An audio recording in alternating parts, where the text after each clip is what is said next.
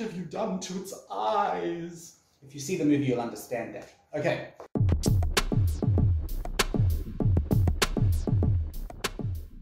Hi, I'm Matt from Tubby Tarot. Welcome to a very special edition of Book Chat. Told you I might do a book chat video once in a while. Okay guys, today I want to talk to you about, I want to show you some of the books that I have that have been turned into movies. And movies that are pretty authentic to the book. They kind of stick with the book. And I'm going to go straight into this, okay? I'm going to start with a book by a guy called Scott Smith. And it's a book called The Ruins, okay? Now, there might be some spoilers ahead for a couple of these books, so please, if you haven't read them or if you haven't seen the film, switch off now, go and see it, and then come back, okay? But, okay, so the first one I'm going to talk about is The Ruins, which is about these people that go to a Mayan ruin. They step on something in like a grass stuff, and then, of course, they're trapped up on top of this Mayan ruin by the Mayan villagers down the bottom, and anyone who tries to come down off this Mayan ruin is killed by the villagers.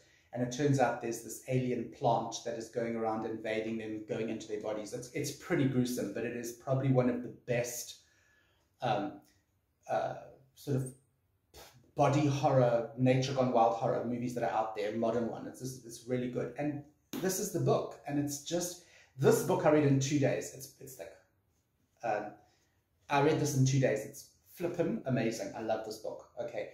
And I literally picked it up in a second-hand store. It was literally just lying there,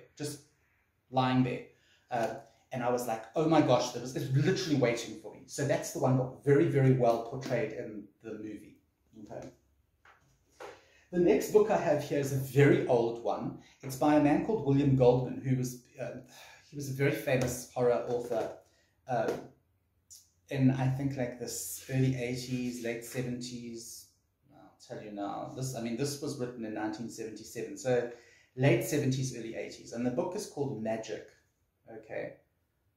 Fantastic cover. It's a cover, but this is a pan print of the book. Love that cover. It's about, basically, it's about a magician's, there's this magician who's like failing. Everybody boos him and everybody hates his show, so what he does is he brings in this puppet, what they call him, ventriloquist dummy. And of course, you can imagine where that leads to just by looking at the cover. It's kind of a very dark and slippery slope down into madness, where eventually the dummy is the one in control of the man. So it's pretty nasty. It's a horrible little story, and it's wonderful at the same time. And the movie is very faithful to the book. Again, stunning. If you can get hold of the movie or the book, please do. And if you've seen this, leave me a comment about Magic. What did you think about the movie? Or if you've read the book, what did you think? Leave me a comment down below. Okay. The next book is a book by Master Horror, Graham Masterton. Okay, it's called Mirror. And the movie of this book is also pretty faithful. It's very old, and the CGI, I think it was they made it like in the 1980s or very early 90s. The CGI, or the practical effects for this movie are actually quite shit. But the story, oh my god, it is super, super awesome. It's about this mirror that captured the murder of a little boy called Boofles in the 1930s. He was like the Shirley Temple of the day. And he was this little actor. He used to sing and dance and everything. And then one day his grandmother actually got an axe and chopped him up in front of this mirror. And this man buys this mirror, and it all comes to pass why his grandmother actually chopped it up in front of the mirror in the first place. And it's just insane. This book is insane, and how they turned it into an actual movie with the special effects is so clever. But the special effects are a bit dated now. But yeah, if you can get this film, it's a book called Mirror. Okay, Mirror. It's by Graham Masterton, and it's the movie is a very good adaptation of the actual book. And it's shit scary, by the way. Okay, I'm sure you've all heard of this. If you haven't, then you need to crawl out from your rock. Now, this is a book by Ira Levin, and it's called Rosemary's Baby. I'm sure all of you, especially if you're into horror books or psychological drama or that sort of thing, you'll know about this book. You'll know about Rosemary's Baby. It's basically about a young couple that move into this great big old brownstone in New York City, and he has a baby. He's an actor. She's I don't know what she does, but anyway, she ends up falling pregnant and being looked after by the people, the elderly residents in the building, and it all turns out that this is a satanic cult, and she was actually impregnated by Satan, and at the end, the baby is born, and what have you done to its eyes? If you see the movie, you'll understand that. Okay, so another excellent reincarnation of the book to film. It's very good. And of course, in the movie, which was made in the 70s, the main part is played by Mia Farrow, and she's just such an amazing actress. Okay, so there we go, Rosemary's Baby. The next one, which we all know, we all love this. It's just been a wonderful mini-series on Netflix, and it's Shirley Jackson's The Haunting of Hill House.